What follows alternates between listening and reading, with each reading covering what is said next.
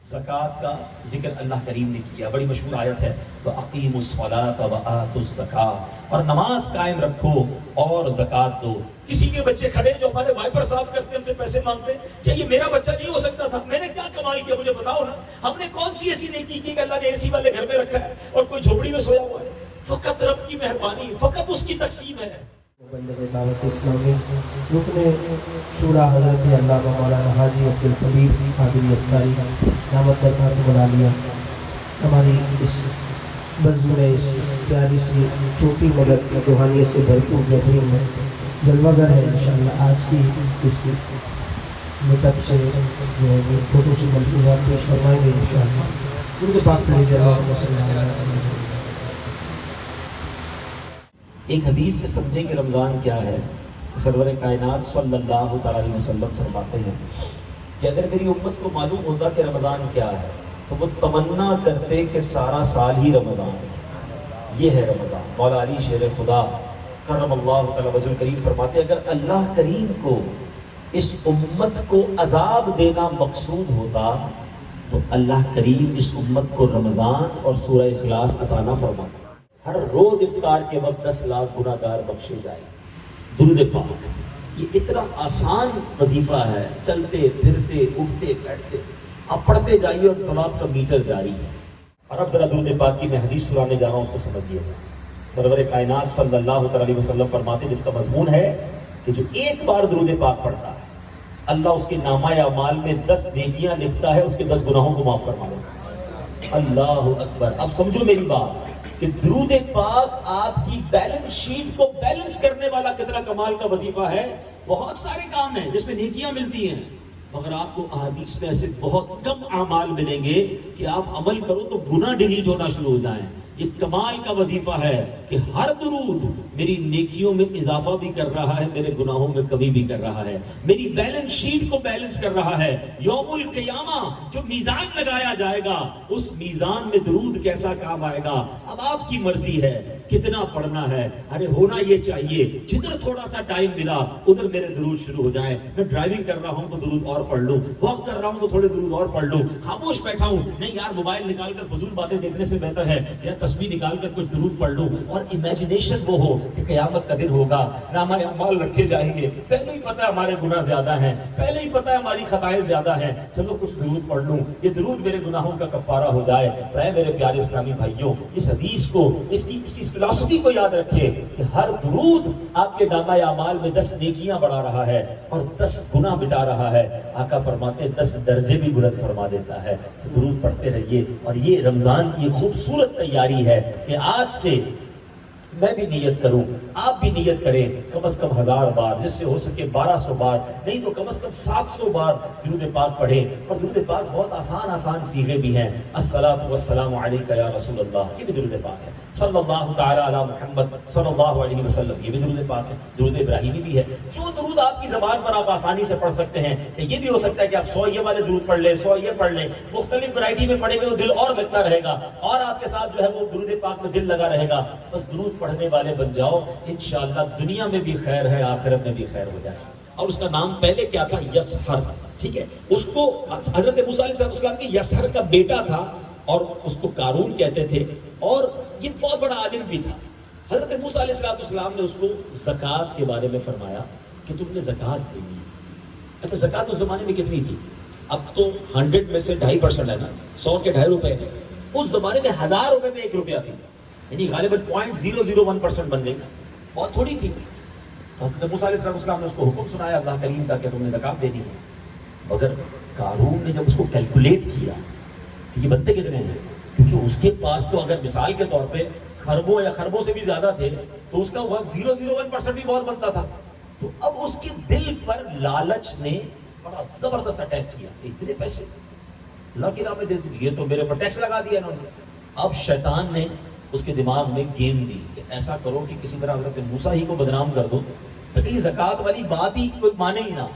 تو پہلے تو اس نے لوگوں کو آپ کے خلاف کرنا شروع کیا کہ یہ ہمارے مال کے لگتا ہے نظر ہے ان کو ہمارے مال پر, اور یہ ٹیکس لگا رہے ہیں, ہم نہیں دیں گے.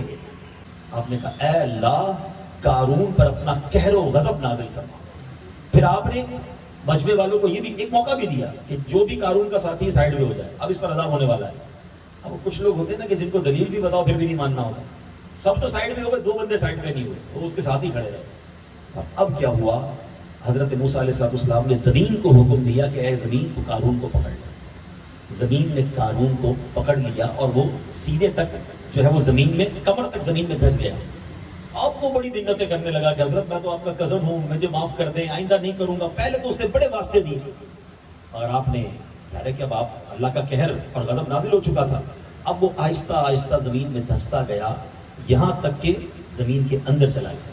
اب وہ جو اس کے ساتھی تھے نا, اب دیکھو ان کی دماغ کی نحوست دیکھیں کہ کہتے ہیں حضرت موسیٰ نے قارون کو اس نے زمین میں دھسایا ہے کہ ان کو ان کا پیسہ چاہیے, پیسہ تو بہت بچ گیا, بندہ تو گیا.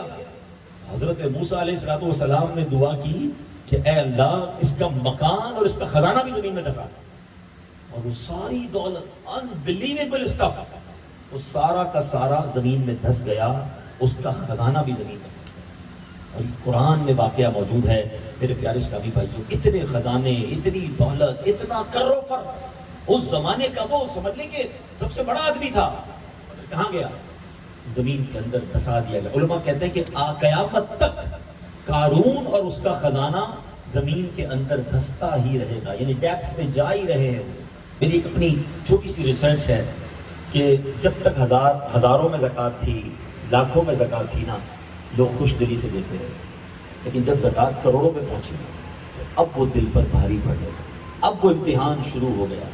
ہاں, یہ واقعی قارون کا یہ واقعہ بھی کیوں ہوا؟ اسی زکوٰۃ بنتی کچھ 2-4 درہم, 200-400 درہم, تو کتنی دیر لگا تھا وہ پیسے دینے میں. اس نے جب کیلکولیٹر چلایا تو وہ یہ سوچنے پہ مجبور ہو گیا کہ اس زمانے کے کروڑوں روپے بنے ہوں گے, اربوں روپے بنے ہوں گے, کہ اربوں روپے زکوٰۃ دے دوں.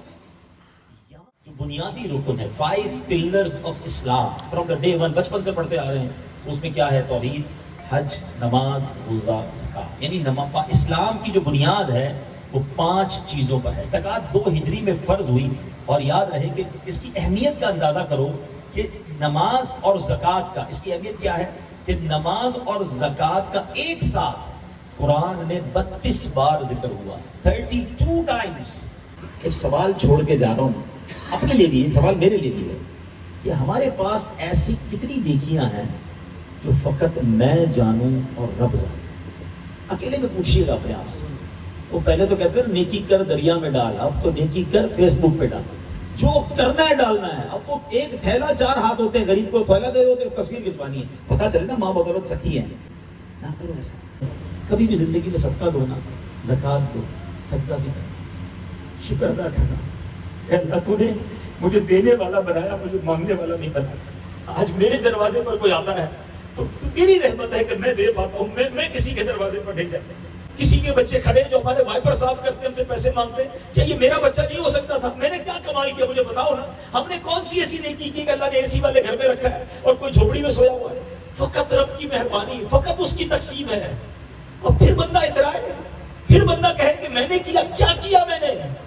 ارے تم نے کچھ نہیں کیا, جو کیا میرے رب نے کیا. اس کی مہربانی اور شکر گزار بنتا ہے نا جو بندہ, تو اللہ کی مہربانی مانتا ہے. اللہ اس میں بھی قرآن میں فرماتا ہے لَإِن شَكَرْتُمْ لَأَزِيدَنَّكُمْ, جو میرا شکر ادا کرتا ہے میں اسے اور عطا فرماتا ہوں. شکر ادا کرے, ناشکری نہ کرے, اور نیکی کرے فقط اللہ کی بارگاہ میں عرض کرے مولا تیری وجہ سے ہوگی, میرا اس میں کوئی کمال نہیں.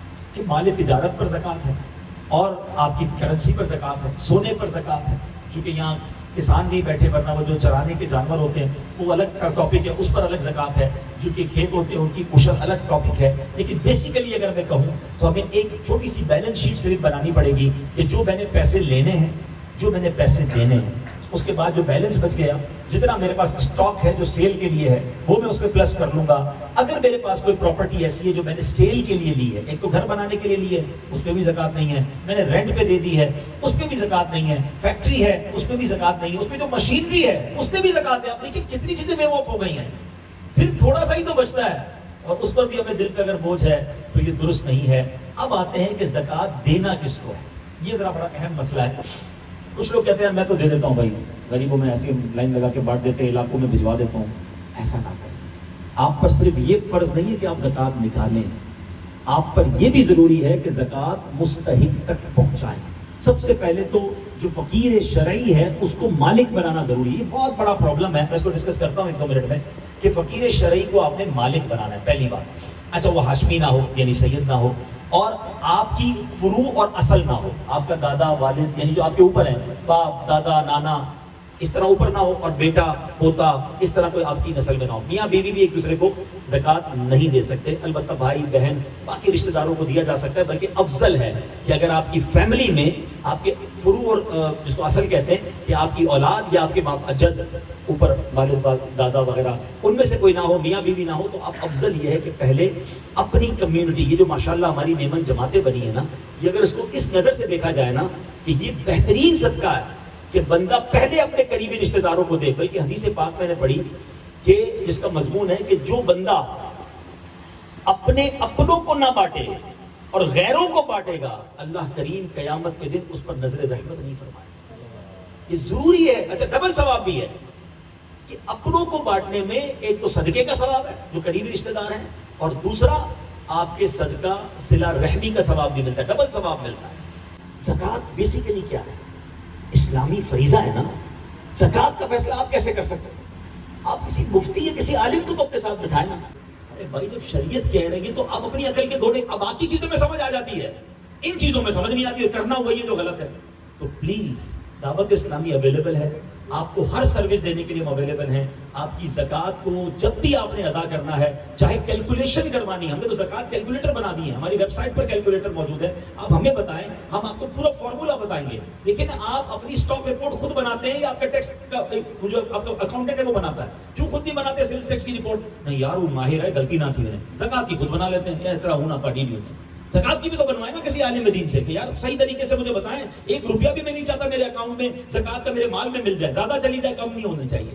فکر, یہ احساس کرو, یہ فریضہ ہے, یہ نارمل مستحب کام نہیں ہے, یہ ہم پر لازم ہے, ہم پر ڈیوٹی ہے. یہ زکوٰۃ پراپر کیلکولیٹ ہو, پراپر ادا ہو, اور جو اس کو جمع کر رہے ہیں ان کی ذمہ داری یہ بنتی ہے کہ اس کو پراپر خرچ کرے, اس مستحق تک پہنچائے, ورنہ کہیں نیکی کے بجائے آپ پر وبال نہ آ جائے. واللہ میری نیت صرف یہی ہے کہ میں آپ کا خیر خواہ بن کر آیا ہوں, آپ کا اپنا ہوں, اور یہ میں بات کرنا چاہتا ہوں. تو میں امید کرتا ہوں کہ انشاءاللہ جماعت کے اراکین بھی یا دیگر لوگ بھی اپنی زکوٰۃ کو پراپر ادا کرنے کے لیے جیسی ہیلپ چاہیے, we are here for you. اور اس کے بعد اپنی زکوٰۃ پلیز پوری ادا کریں. اور آخر میں معذرت کے ساتھ, جماعت کا تو میں نے پہلے کہہ دیا, دعوت اسلامی کی بات بھی تو کروں گا نا, وہ بھی تو آپ کی ہے.